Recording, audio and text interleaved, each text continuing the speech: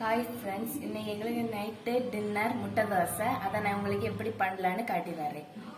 ஒரு பெரிய உள்ளியை நான் சின்ன சின்னதாக கட் பண்ணி வச்சிருக்கேன். ஒரு பெரிய பச்சை மிளகாய் அதையும் சின்ன சின்னதாக கட் பண்ணி வச்சிருக்கேன். ஒரு மீடியம் சைஸ் தக்காளி, 5 முட்டை எடுத்துருக்கேன்.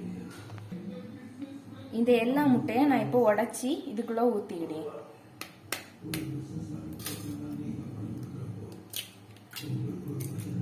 முதல்ல நம்ம முட்டை கூட உள்ளி, தக்காளி, மிளகு எல்லாத்தையும் மிக்ஸ் பண்ணியோம்.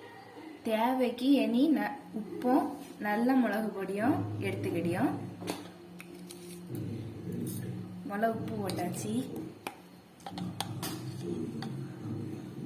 இனி நல்ல மிளகு பொடியும் போட்டாச்சு. அதை இனி எல்லாத்தையுமே நம்ம நல்லா மிக்ஸ் பண்ணியோம். இந்த முட்டையை நம்ம இப்ப நல்லா மிக்ஸ் பண்ணியாச்சு. அடுப்புல கடாய் சூடான உடனே தேவையான அளவு எண்ணெய் ஊற்றிக்கிடியோம். இப்ப எண்ணெய் சூடாயிட்டு நம்ம 2 கரண்டி முட்டை எடுத்து உள்ள ஊற்றியோம்.